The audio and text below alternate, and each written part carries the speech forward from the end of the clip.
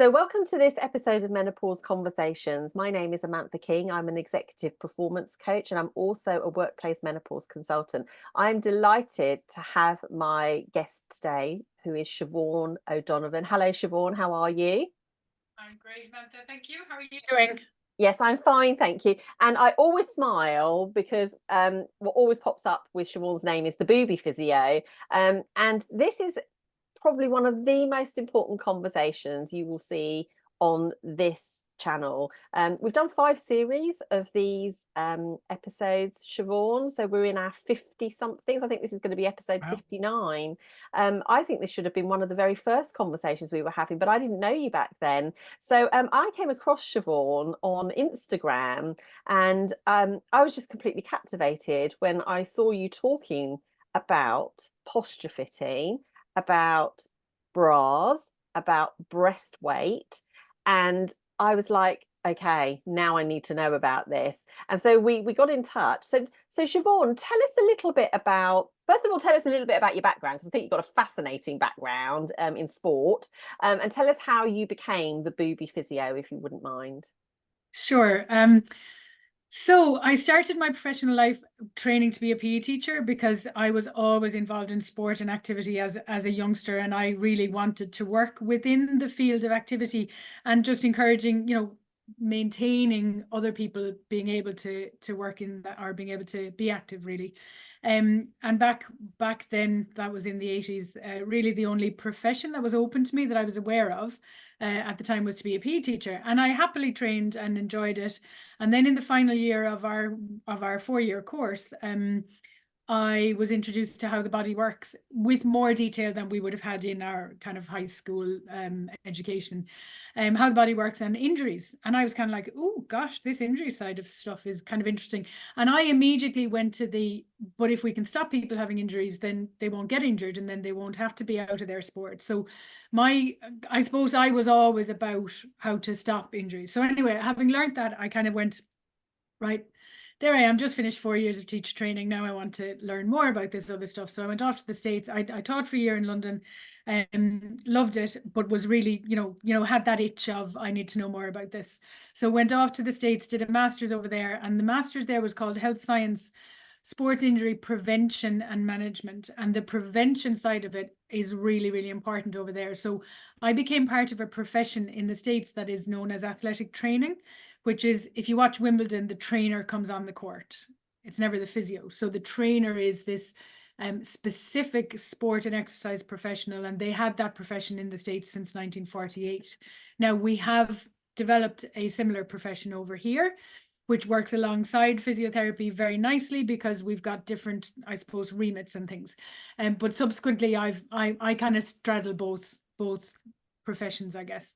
Yeah, so learned all that, was just really engaged in wanting to prevent injuries, and then came back to the UK and set up a clinic in the UK in Lancashire with my, at that point, husband who had retrained in sports science. So we set up a sports science and sports medicine clinic, subsequently incorporated more general physiotherapy, more general fitness into that, because basically people were knocking at our door going, look, I'm not an elite athlete. I'm not trying to make the regionals. I'm not trying to make the Olympics, but I'd really like to be stronger, fitter, whatever their goal was. So we established, I suppose we spread our wings a little bit from the sports field into more general.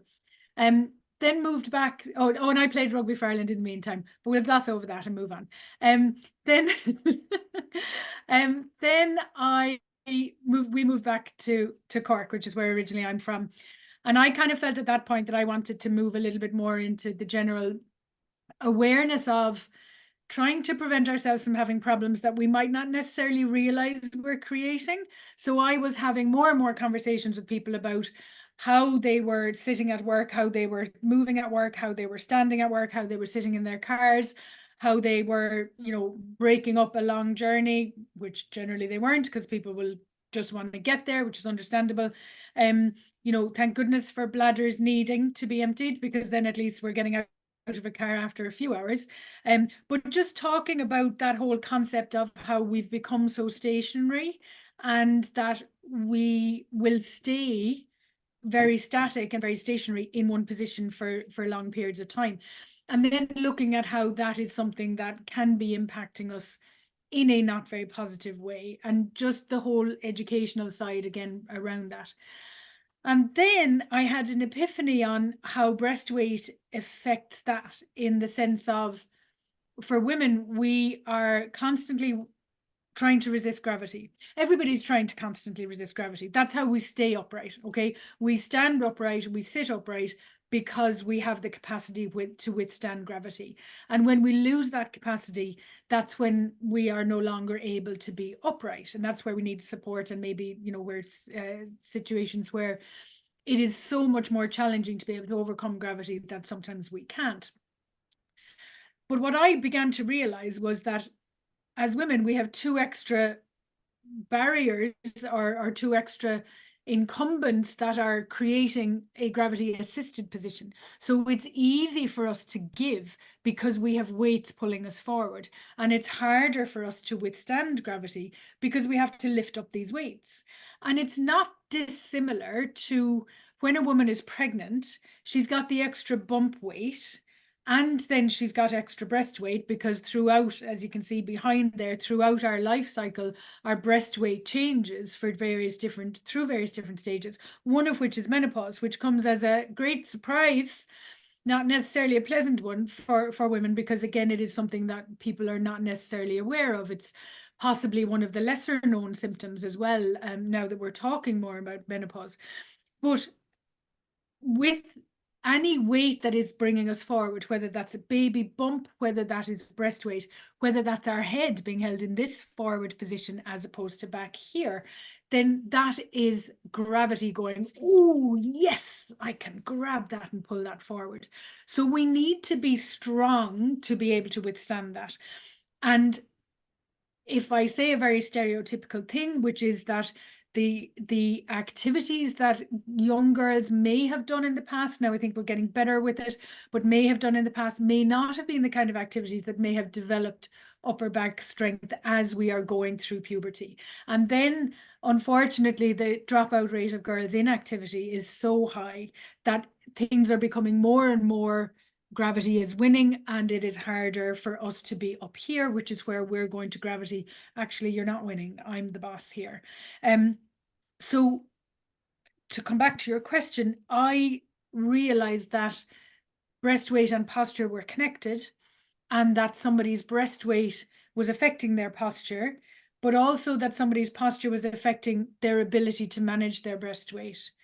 So that's where then I started to research the breast weight side of things, because that I was no clue, absolutely no clue, not covered in our training, not covered in anything that I had ever done from a postgraduate perspective.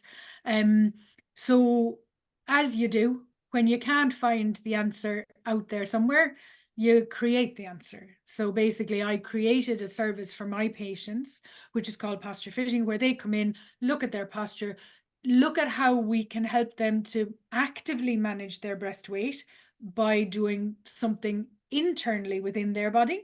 So that's the postural side, or alignment. And then also looking at the external support. So the external support comes from the bra. But what would traditionally have happened is that people would have been relying on the bra to do all of the support for them. And unfortunately, as I discovered when I started to research the area, that's an absolute minefield. And the number of women in the wrong bra is just significant. On the banner behind me, you can see it says, "Are you wearing someone else's bra?" Because so far, everybody that I've met has been. And the stats in terms of the research says 80%. And in terms of our experience, and I say our now because fortunately I have other physios who are now also offering this service, because I can't do it on my own. I've tried, but I just don't have the time to get the whole world.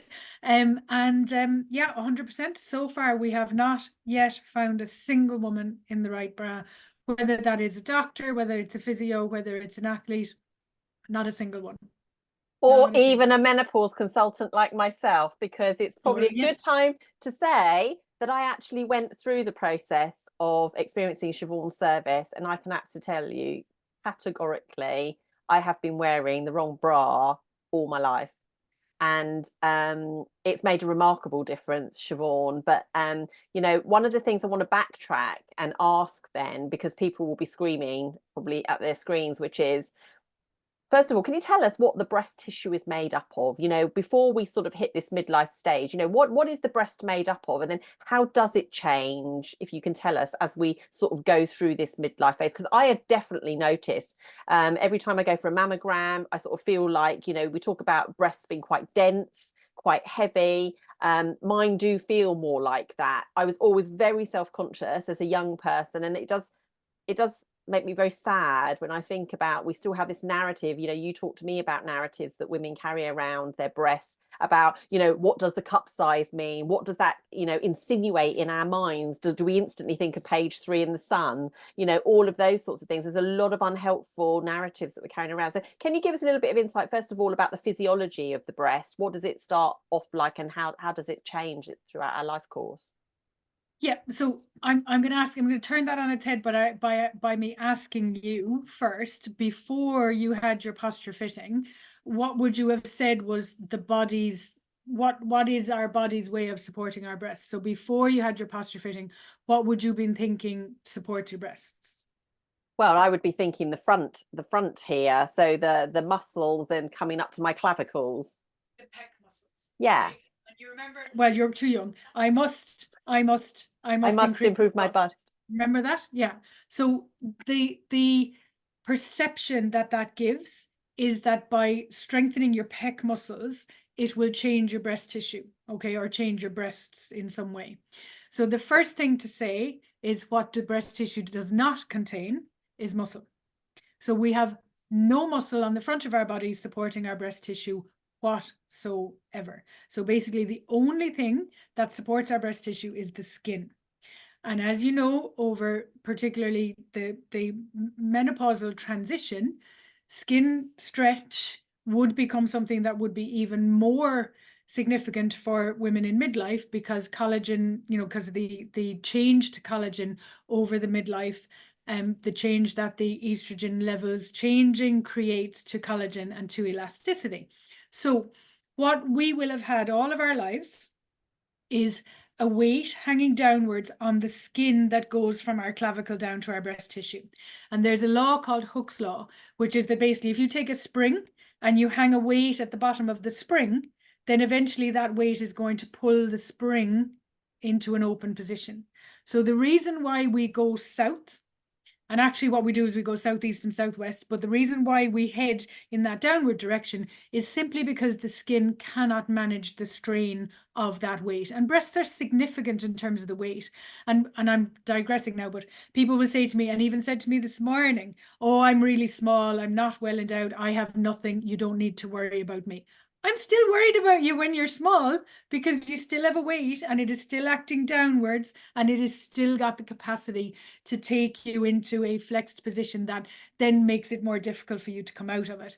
So any weight is a weight. And women are pretty amazed at when I say I am about 900 grams on each side. So I'm effectively carrying around 2 kilograms around my neck all day. I don't particularly notice that because I've grown up having them all my life. And this is what happens with women, is we learn to be well, we get used to them, but we still don't realize, if you actually put your hand underneath and like let the weight go, you kind of go, gosh, yeah, that's like a, you know, a bag of sugar or a packet of butter or So how whatever. much did you say it was on each side?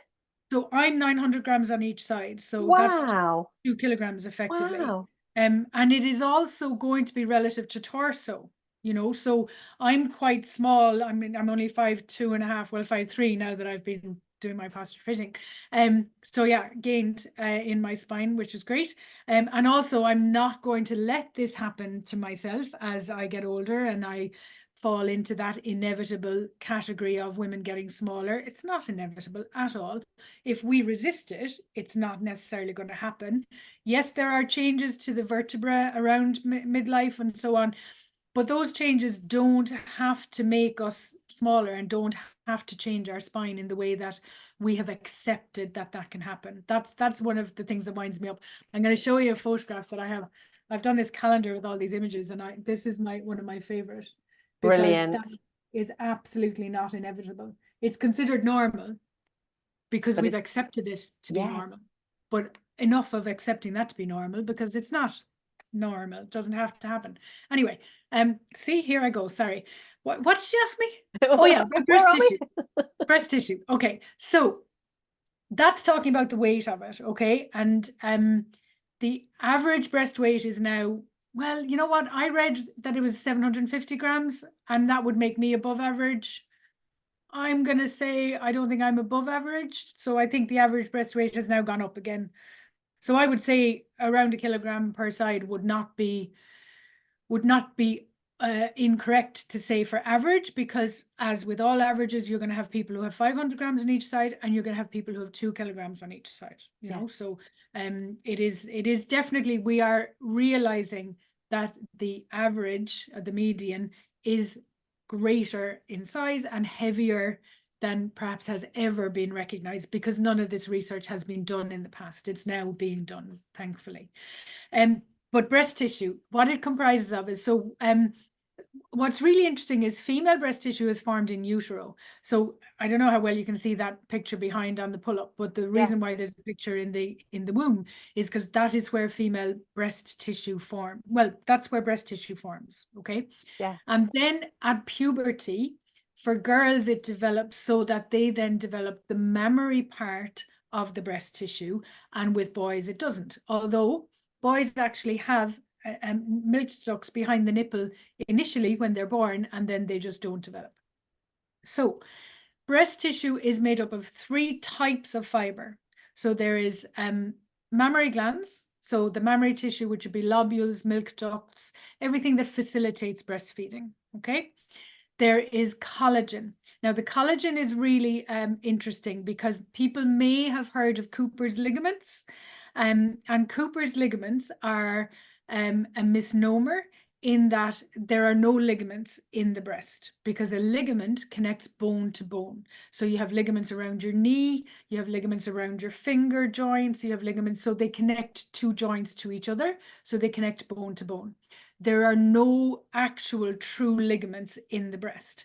And Cooper's ligaments were called after the professor who did the first, God, I nearly called it a C-section, dissection of, it's C-section Awareness Month. Sorry, that's in my head. The first person to dissect a breast and to basically kind of, you know, catalog what they were seeing. And they saw these very thin strips of fiber, which are fascia. So fascia is kind of a collagen covering that we have within muscles or over muscles, but probably one of the things that we are only really learning more about lately. But basically I guess he didn't recognize what they were at the time, and so he called them ligaments, or but anyway, he called them ligaments. They have since been gone on to be called that, but they have no mechanical properties. So they do not support breast weight in any way. And if you actually look at them, they're kind of like little strings. And their job, which is really interesting, and everybody now is going to win at Trivial Pursuit with this, is that they separate the lobules during breastfeeding. So that's their job. Their job is for the purpose of breastfeeding, to create more space in the breast by separating those lobules. So as a woman's breasts get bigger during pregnancy, they're getting bigger during pregnancy to prepare her for the potential of breastfeeding. And part of the getting bigger is the lobules themselves get bigger, but then this fascial tissue called Cooper's ligaments, that's its job, is to go, oh, okay, I'm going to keep you guys apart. So that's what they do. So they provide no support. So to come back to, we have no muscle, we have nothing within the muscle, within the breast tissue, therefore we're relying on skin. So the third thing within breast tissue, and the bit that is the most, oh, actually, you know what? I'm going to contradict myself. I was going to say the bit that is the most influenceable, or the bit that changes the most, is the rest of the breast is made up of fatty tissue. So it's adipose tissue. So where I say it's influenceable, that's where I'm now going to caveat that, because there are some women who will put weight on their overall body, and that will include breasts on their, that will include breast weight. And then if they lose the weight, it may go off their breasts.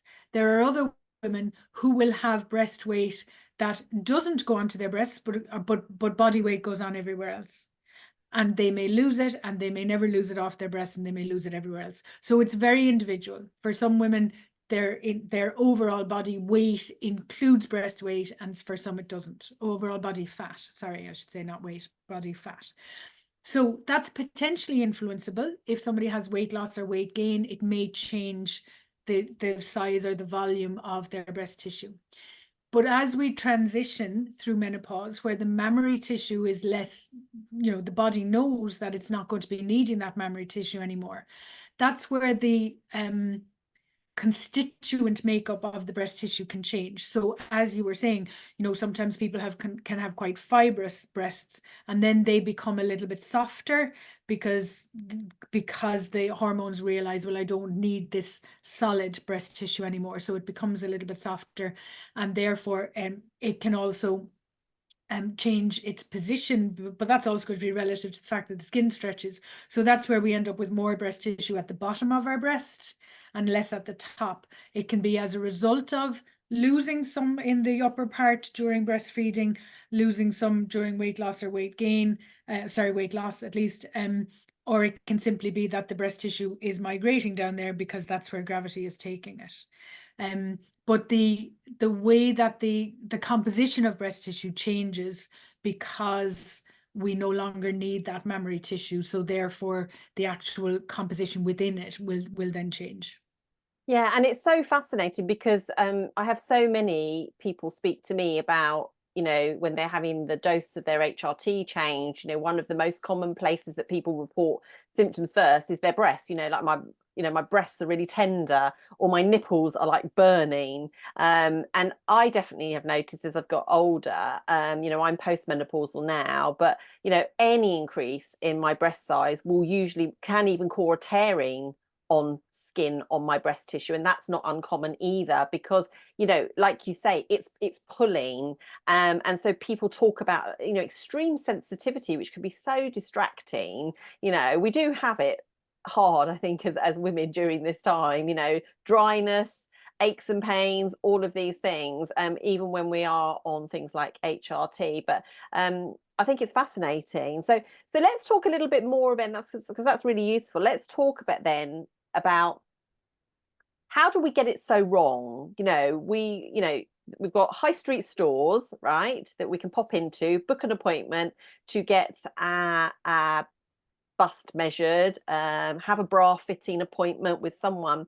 You told me some really fascinating stuff during my own consultation, and can you share any of that around why are so many, well, like you say, 80 to 100% of women, that's a hell of a statistic. Why are we getting it so wrong? What's the problem? So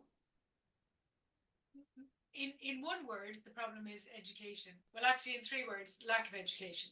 So for me, this is something that we should all learn. To be able to fit a bra correctly is not rocket science. So we should all learn this in our youth, whether that be something that happens in schools, whether it happens through sports clubs, whether it happens through mum passing on the information, or your older sister passing on the information. What we want is to have a forum where everybody gets access to this information, which is obviously then going to be very individual in each of those situations. But for me, it is about us knowing how a bra fits by learning these criteria, which are now established and accepted as being what we should be doing. Unfortunately, when you rely on somebody else to provide you with that feedback, to tell you whether something fits or not, you're relying on what they have learned. So you would like to think that they have learned what we're now calling the criteria of best fit, which is 5 criteria, which, to be honest, when I'm teaching it to patients, it is 5, but you can kind of bring it down to 3 main things to remember, and the other 2 almost fall into place. So that is something that is now established thanks to some of the research that has been done, but that has come after a lot of people have been providing bra fitting services for a long time. And there are, unfortunately, some places that are still using a technique that started back in the 40s. Now, when bras first kind of came on the scene, there was no elastic. So when they came on the scene originally, it was considered acceptable to put somebody into something that was greater than their girth, because they would need to be able to breathe and they'd need to be able to function. I'd love to look back at, I'd love to go to a museum and actually see what was being worn at the time. But elastic came on board pretty quick. Nylon came on the scene fairly fast. And unfortunately, what has happened is that that technique that started back then, which became pretty outdated pretty quickly, somehow has still continued. And so there are, and I will stress, not everywhere, there are places that are no longer using this technique, but there still are places that are, where you go in and they put a measuring tape around you and then they add 4 or 5 inches to it. So if your girth is 32 inches and somebody adds 4 inches to that, then they're going to be giving you a bra that's a 36 band. And that immediately has consequences for the cup size, because if you're in a cup size that is appropriate for your breasts, then the cup size in the 36 is going to be too big, because the cup and the band are related to each other. So what we see is in smaller backed or medium backed women, very often they will come into us wearing a band that is too big. And therefore, because the band is too big, the cup is too small. If the cup is too small, then the wire is pushing into their breast tissue, because the wire has gone around the corner because the band is so big. And the band is what pulls the wire back into the right position.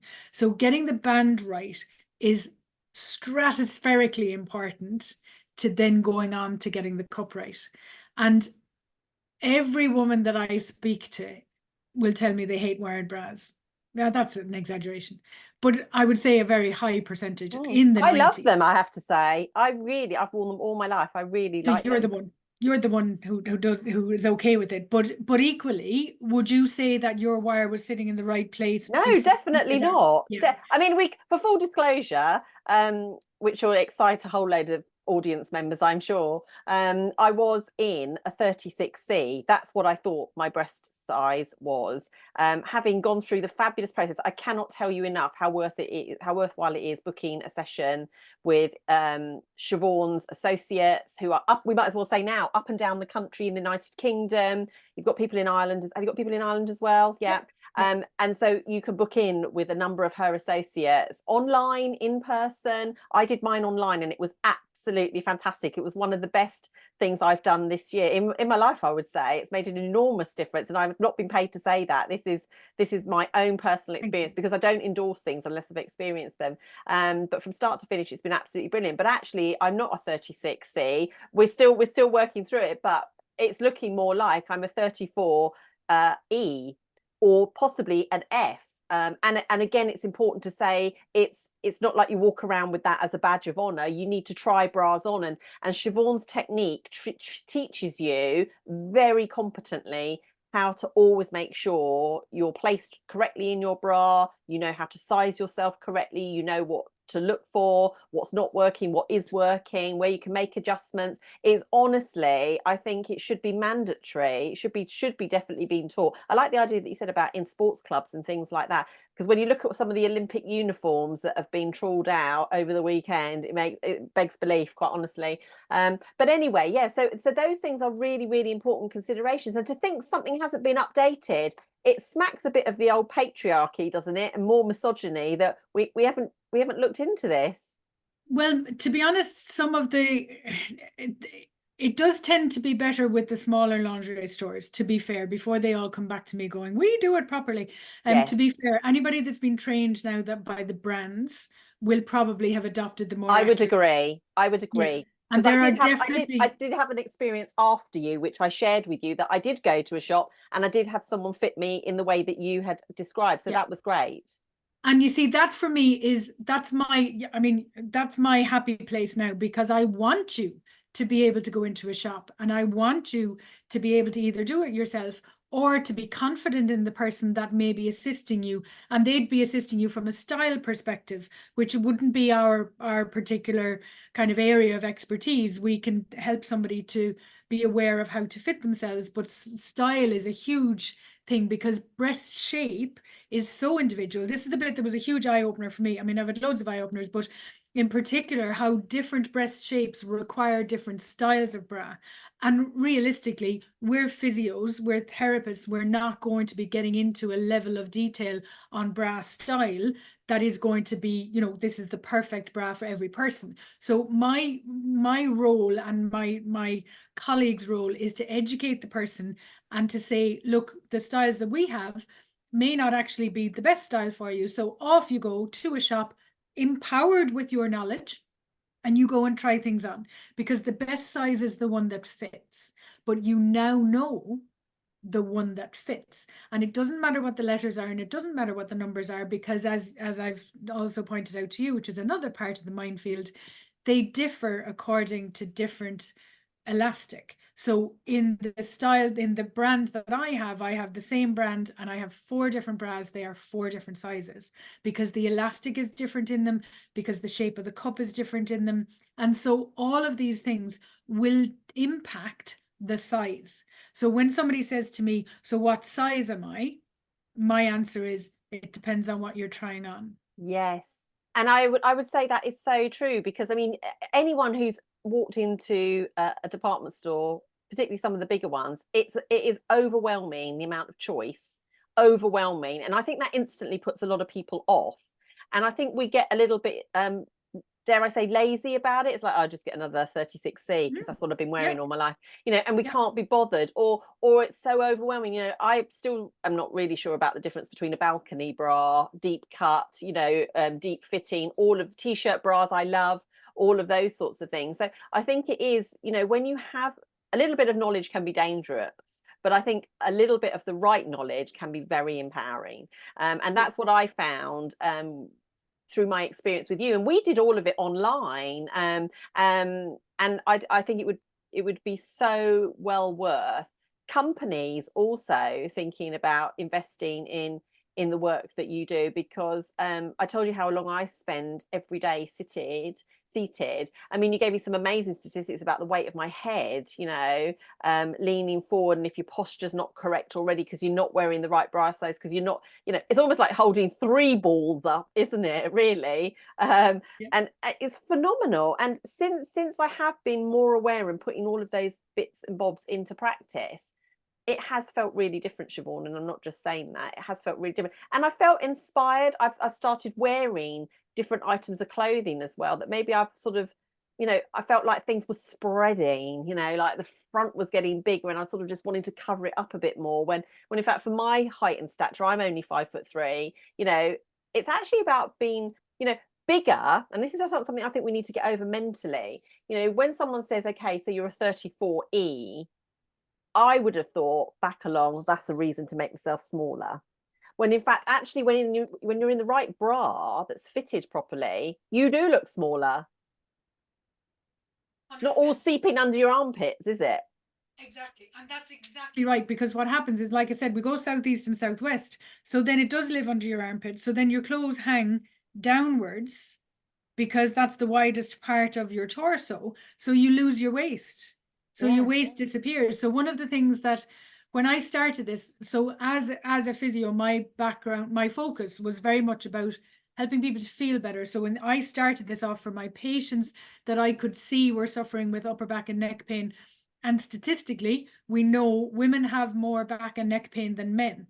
And if you read the research, they'll give lots of reasons why that might be. Nobody has mentioned the 2 elephants in the room. Nobody.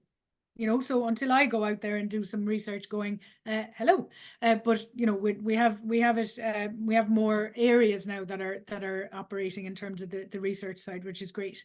But that positioning of breast tissue in front of the body, initially, when I speak to particularly a woman who's been larger breasted and who has spent her whole life trying to cover them up, wearing long scarves with the end of the scarf going down each side to physically cover her breasts, or standing in the back in photographs, or turning sideways on in photographs, or not being in the photograph at all, or not going out to the party because she just doesn't want to be seen, or not engaging in activity because her breasts move too much and they're too uncomfortable and it's painful, or not engaging in activity because her breasts move too much and it's embarrassing. So there are huge biopsychosocial impacts of breast weight that have not traditionally been acknowledged, because it's not been acknowledged that breast weight has any effect on women. So we have physical effects, as in the biological side, with potentially pain, breast tenderness itself, as you said, but also pain caused by the breast weight, which could be neck, could be back. Respiratory issues, be pulled down by your breast weight, try and take a deep breath. You can't take as deep a breath as if your breast weight is supported by you using your muscles internally, which are at the back, by the way, and not at the front, and by being externally supported correctly. You can take a much better breath. Your voice box works better. Have you ever seen an opera singer with poor posture? No. So the postural impact of breast weight is part of what creates some of the negative issues. And so, to come back to where we started with this, larger breasted women, very often when I say to them, well, look, what we're going to be doing is we're going to be taking that breast tissue from underneath your arms, we're going to be bringing it to the front of your body, which is where it belongs. And their reaction will be, oh my God, no, I don't want to be any bigger. That's immediately their reaction. And I understand why that's their reaction, because they're thinking, well, you're going to take all that tissue, you're going to bring it in front. But when you take it in front and you support it, you look narrower. And there's your waist again.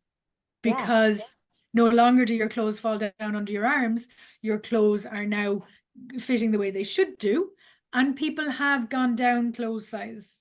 They've gone down from wearing 18s to 16s and 16s to 14s and 14s to 12 and 14s to 10, because they have been able to, because they don't need to kind of cover themselves up so much anymore. So we've got to, I could talk to you all day, and we do have big chats, you and I, when we're not doing recordings like this. But if I were to say just a couple of other things then, and we definitely get you back for a part 2. So I've had people say to me, so my breasts change during my menstrual cycle. Should I have 2 different sizes of bra to accommodate that change so I feel more comfortable? What would you say to that, Siobhan?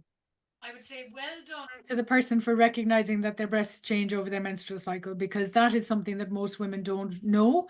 And, sometimes we only learn about these things when they become very extreme. So women will learn that their breasts get bigger in pregnancy because their breasts get bigger in pregnancy, but very often that might not be something that they might have been expecting. Or if you were to ask a teenager, does a woman's breast change size in pregnancy? They would probably go, no idea, because it's not experienced. So we sometimes experience these things and then we learn about them. The breasts do change over the menstrual cycle. They get bigger as you come up towards your period, and then they get smaller as your period happens, because coming up to the period, we're preparing for pregnancy, preparing for the potential of onward breastfeeding, and then afterwards the body's going, okay, that didn't happen, not pregnant, so therefore don't need that size. So they do change. It's very individual with people how much they change. So with some people, all you need to do is adjust your straps to accommodate for that slightly bigger size. And with some people, if the bra that you're wearing is already at the end of its straps before you get bigger, then yes, you might need a slightly bigger cup size. So therefore you might need a second bra for that period, literally for that, over that period, just while you're that little bit bigger. But with the vast majority of women, it's adjustable with the straps. But how many people ever adjust their straps? Yeah, they usually just take them out of the washing machine, which is another thing we must mention before we go. But okay, so that's great.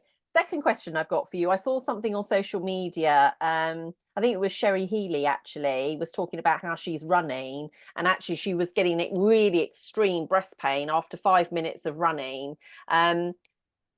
Of course, social media is great, but we've got to be careful where we consume our information. And people were going, well, just double bag, basically, double bra wear. I mean, what's your advice? Because again, I had some great advice about, what types of bras to have in my selection. What's your thoughts about exercise and actually protecting so that we can enjoy exercise, even if we do have a larger breast size?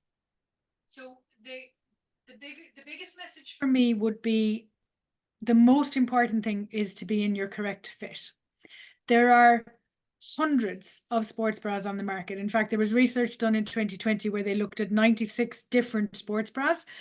So that was 2020. So there's going to be over 100 now available in the UK market, which is a minefield then for people going in buying a sports bra, because when you're buying a sports bra, do you know what you're actually even looking for? So again, that comes back to the educational side. And also there's an element of marketing. So things that are marketed as high impact, this is what this research study showed not all of them were actually high impact when they tested them. So it is a bit of a minefield in terms of, how do you select a sports bra that is the right sports bra for you? But one of the things that I will say to people all the time is a really good quality sports bra that ticks all the boxes in terms of, again, we have criteria for, the things that are going to work best in terms of maximum breast control. And it's not always vertical bounce. Everybody thinks it's only vertical bounce, but we move 3 ways. We move in and out with our breast, and we move sideways.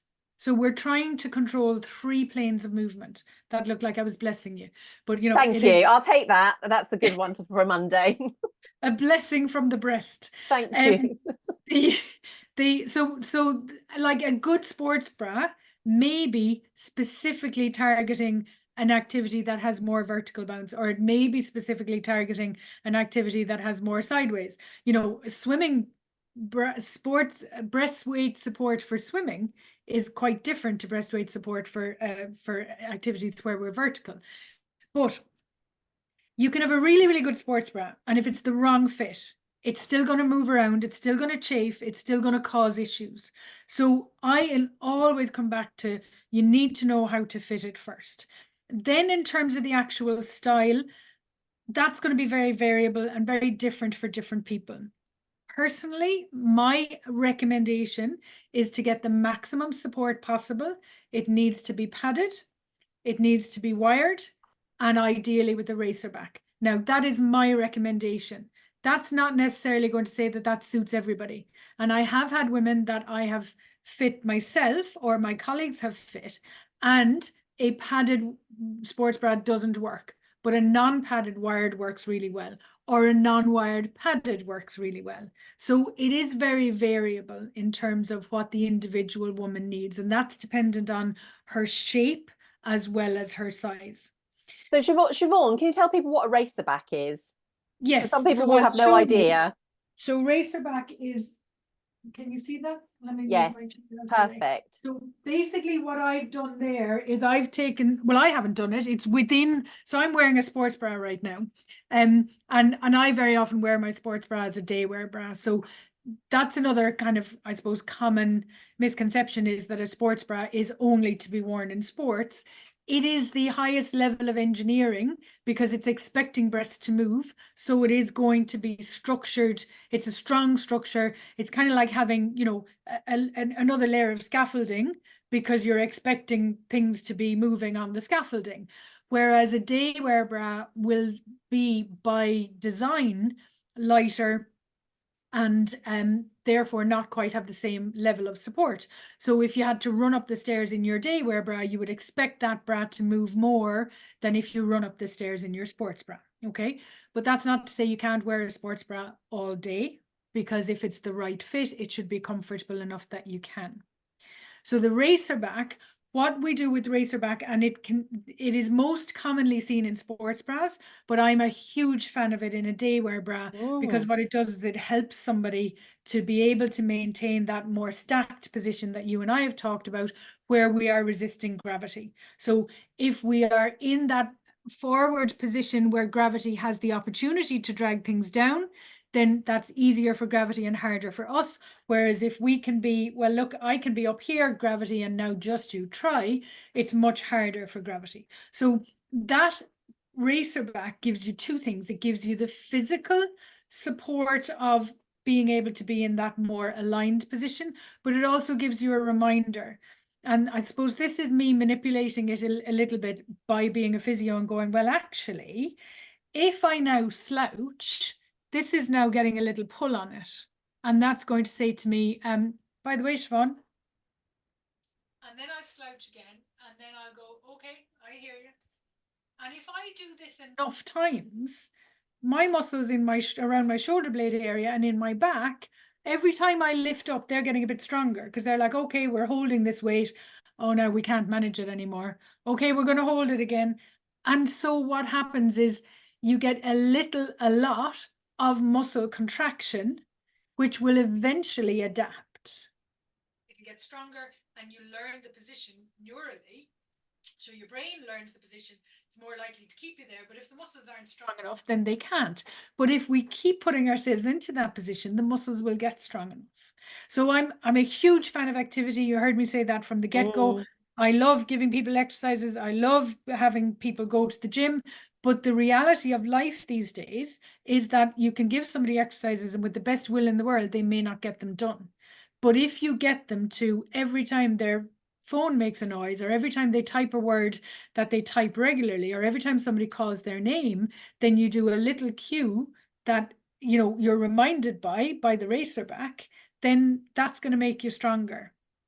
Oh, I 100% agree. And I absolutely love the bra that you fitted for me, particularly for the sports. And I could not believe when I put it on, it honestly felt like I wasn't wearing, you know, I was not aware, whereas I was always quite, you know, concerned about something, you know, so close, I suppose, to my neck, and thinking, you know, was that going to be painful? But it honestly was so comfortable. And I would say it just took a little bit of use to get to, you know, so I didn't wear it all day straight away. I wore it for a few hours and then building up. So actually it is so comfortable, and particularly I would say also when sitting, like you say, because the tendency is for that tummy curl to come in quite quickly, and then just, you know, I'm sort of my head weight. But I've absolutely loved that whole process. And what I would say is, first of all, let's say thank you so much for giving us all this information already today. I mean, I know for a fact there will be so many people. It's one of the most common things that people stop me and ask me about. How can people know more about what you do, Siobhan, and how can they also access some of your brilliant associates? So I have a website which is posturefittingphysio.com. I need to get the Booby Physio pointed to it, but I haven't done that yet. So currently posturefittingphysio.com. And on that website, there's a list of all of the therapists that provide posture fitting. So you can kind of look up that list and see if there's somebody local to you. If there isn't somebody local to you who can do a face-to-face consultation with you, as you know, and as you've experienced, it can be done virtually. It is, you know, let's not be unrealistic about it. It's a little bit more of a faff because you have to go backwards and forwards a little bit because you're not physically in the room with us. And, you know, we're very hands-on as physios. We tend to find it very hard not to put hands on to people. So that's been hard. I've been reaching for you. But it's absolutely doable. And so if somebody wants to reach out through Instagram, I'm posture.fitting. On all of the other social media platforms, it's posture fitting. But certainly, you know, I'd be more than happy to have people kind of contact us directly through the website or through our social media. But if you also have a look at the website and you find your local physiotherapist or therapist providing the service, then you can contact them directly. The other thing I'm going to say, Amantha, if I may, and just give a big shout out to, is this is something that I started nearly 10 years ago now and realized very quickly I couldn't keep to myself, because it's not fair to only have the women of Cork be the ones who are empowered and enlightened and uplifted. But so that's when I started training other physios and other therapists to provide this service. And this is my big need right now, is to get the service worldwide, to get it offered everywhere. That's any woman and girl will be able to find somebody locally. So if you in the audience, if you're a physio, or if you're you know, going to somebody who is offering therapy services, please tell them that this would be a brilliant thing for them to offer, because it is a brilliant thing for them to offer. And I would love to be able to have more people on the team, because I was on the radio show here in Ireland at the end of January, and could not believe the response to it.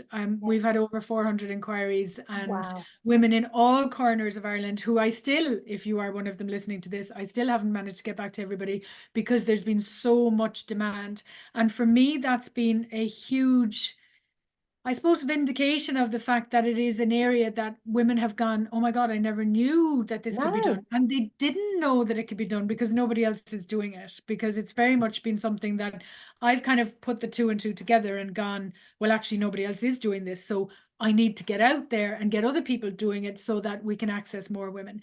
And I run training courses for healthcare professionals for basically anybody working with women. So, you know, anybody who has access to women that can say to them, this is something that might be of help to you.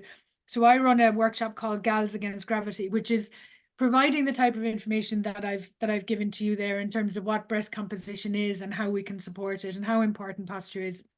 And I've had people on there from lingerie manufacturers to you know, midwives, doctors, physios, yoga instructors, Pilates instructors. For me, anybody that is in a position to be able to help a woman or a girl from the point of view of recognizing that there's help out there, not necessarily recognizing that that woman needs help, but recognizing that there is an option there.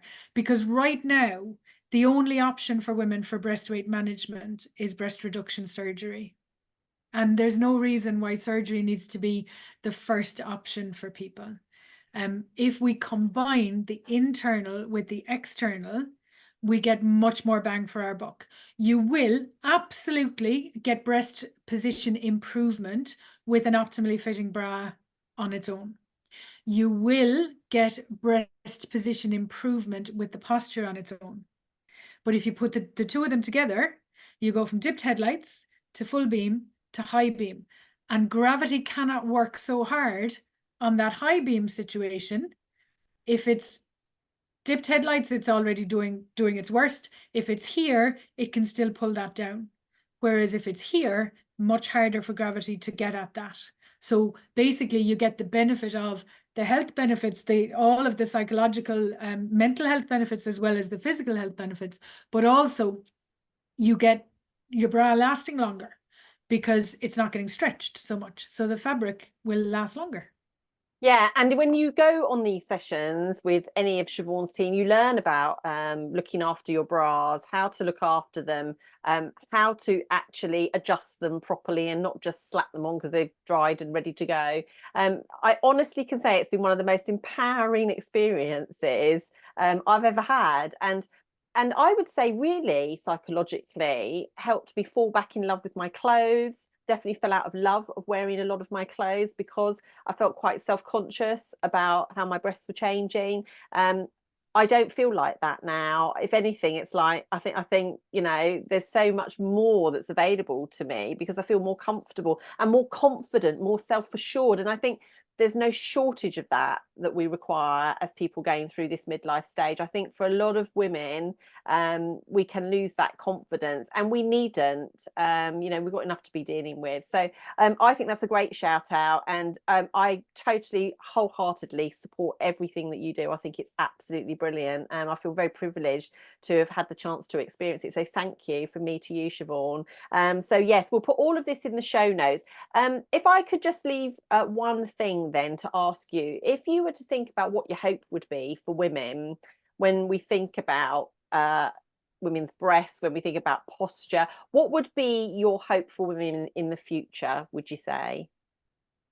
I think my hope would come back to what I said at the beginning, which is education, which is that we are providing more forums for women to learn more about their bodies. Because if we can learn more about our bodies and about our own bodies, there's a physio colleague that I have who talks about me search. And I love that. I think that's a great concept. You know your own body so that you can know if things are changing.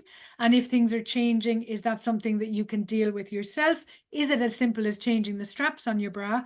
Or is it a situation where you need to get further advice? Is it that you need to see a pelvic health physio? Is it that you need to see your GP? Is it something that you need a bit more reassurance from somebody with a little bit more knowledge?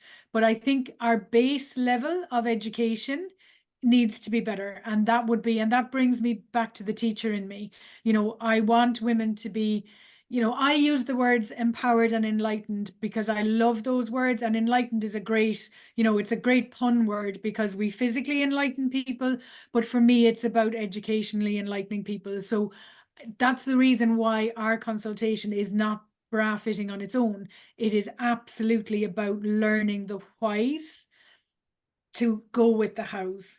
And that for me is, that would be my hope, is that we can continue as my team, but also as healthcare professionals and, you know, menopause professionals, postnatal professionals, prenatal professionals, teenage, anybody working with women and girls, that we can continue to educate so that they can be empowered in their own informed choice. I love that. And I would just top that off by saying it's never too late. If you're watching this, it's never too late. I just can think of my mum, who was an orthopedic nurse. And I think of, you know, just how much my mum went through lifting people and lifting her own body weight and breast weight. And I think, you know, my mum didn't have access to this advice. I would say to her, it's not too late, mum. Definitely. And so if you're watching this, I would urge you to share this video far and wide with your girly friends, even make a night of it and sit and have a listen, and definitely get in touch with the Booby Physio and her band of merry physios, because I think you're absolutely brilliant, Siobhan. So for now, thank you so much for your time. It's been an absolute joy to work with you, and I'm sure we can do another part 2 another time. But for now, thank you, Siobhan O'Donovan. You're very welcome. Thanks, Samantha. Thank you.